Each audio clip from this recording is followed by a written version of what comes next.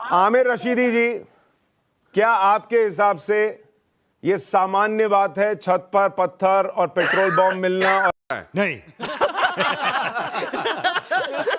और पुलिस की जांच में ये सामने आना कि वहां से रामनवमी का जुलूस फिर ना निकले, इसको रोकने के लिए ये सब प्लान किया गया था? सुशांत, मतलब थोड़ी सी शर्म आनी चाहिए हम लोगों को। मतलब एकदम शर्म घोल के पी गए हैं आप लोग यार।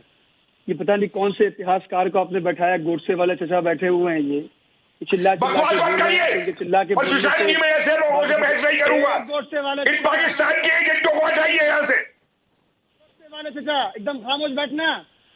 चुप कर पाकिस्तान के एजेंट। आमिर रशीदी, इनका माइक डाउन कीजिए। आमिर रशीदी, एक मिनट। आमिर अपनी रशीदी, जबान पे कंट्रोल कपिल जी, एक मिनट, मैं बात कर रहा हूँ। कपिल जी, मैं बात कर रहा हूँ। आमिर रशीदी, एक मिनट। कपिल जी, मैं बात कर रहा हूँ। कपिल जी, कपिल जी, मैं बात कर रहा हूँ। आमिर रशीदी, आपको भी मैंने बुलाया है, उनको भी मैंने बुलाया है। आपको अपनी बात कहनी है, कीजिए। आपको कोई जिन्ना की औलाद और दूसरी चीज नहीं गजब बेइज्जती ना मैं कहने दूंगा। आप दूसरे को डिफेम मत कीजिए, अपनी बात कहिए। कौन क्या है नहीं है, आपका सर्टिफिकेट नहीं चाहिए, आप अपनी बात कहिए। नहीं, इनकी बातें आप सुनिए ना। मैं वही कह रहा हूं कि आप बैठ करके एक प्रोपेगेंडा चला रहे हैं यहाँ पर। आपको दिख रहा है कि वहां पत्थर किए गए।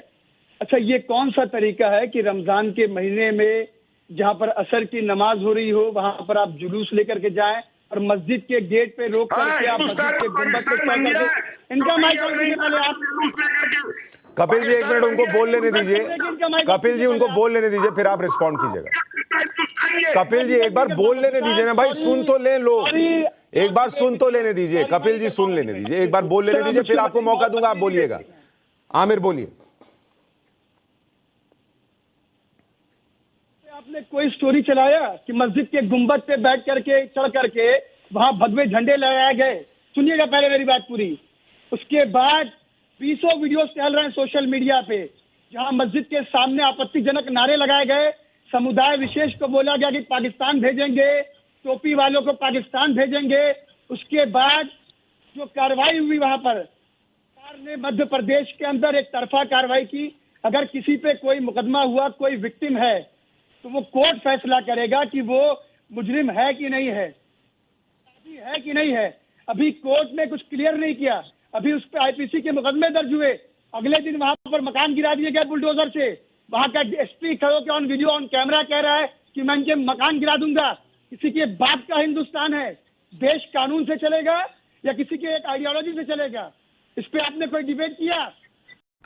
गजब टूबीबाज आदमी हो। मजा नहीं आ रहा है। आमिर रशीदी, बता रहा है, मैंने आपको बहुत धैर्य से सुना। आप दिखाइए मुझको। आमिर रशीदी, मैंने आपको धैर्य से सुना, अब मेरा जवाब सुनिए। समुदाय विशेष के खिलाफ जहर उगलेंगे। समुदाय विशेष बोलकर अपने जहर को दबाने की जरूरत नहीं है। मुसलमान डायरेक्ट बोलिए। मैं छुपा छुपा के बात नहीं करता। सीधी सी बात, पहली बात।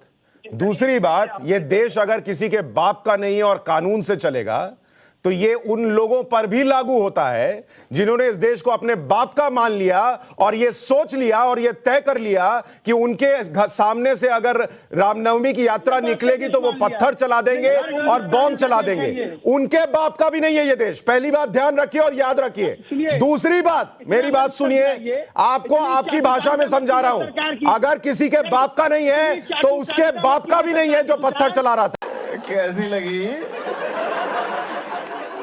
आगे स्वाद? ये देश उसके बाप का भी नहीं है। और अगर आमिर रशीदी, अगर कानून पर इतना विश्वास है, मुझे सुन लीजिए। आपने बोला, मैंने आपको नहीं टोका, मेरी बात सुनिए फिर रिस्पॉन्ड कीजिएगा। तो बाप का देश उनका भी नहीं है जो पत्थर और पेट्रोल बम चला रहे हैं। दूसरी बात, अगर देश के कानून पर इतना भरोसा है तो छत पर पत्थर और पेट्रोल बम नहीं रखने थे बॉस। छत पर पेट्रोल बम नहीं रखने थे। रखना आपको था दिल में धैर्य और पुलिस का फोन नंबर कि बॉस ये हुआ। और कल भी मैंने तस्वीर दिखाई है। बोलिएगा तो अभी वीडियो चला दूंगा। आपको जो कहना है, मैं जो हूं नहीं हूं वो पब्लिक को पता है। और मैं आपको ये बता दूं कि आप मुसलमान कहलाने के लायक भी नहीं है जो रमजान के वक्त में ऐसी भाषा बोल रहे हैं। इसलिए तुम मुझे क्या कहते हो, मैं भाई तुम सुनो, तुम मुझे क्या कहते हो मुझे नहीं पता, पर मैं तुम्हें अभी अपनी डिबेट से लात मार के निकाल रहा हूं। Get out, get out. इस शब्द चला जा बहुत सुनो, और इसलिए निकाल रहा हूं क्योंकि तुम्हारी भाषा सभ्य नहीं है। तुम रमजान के वक्त में सभ्य भाषा नहीं बोल सकते, तो तुम बाकी समय में क्या बोलते होगे ये दुनिया के सामने है। जो रमजान के समय नहीं बोल सकता वो बाद में क्या बोलता होगा वो दुनिया के सामने है। ये बड़ी अच्छी बात कही आप।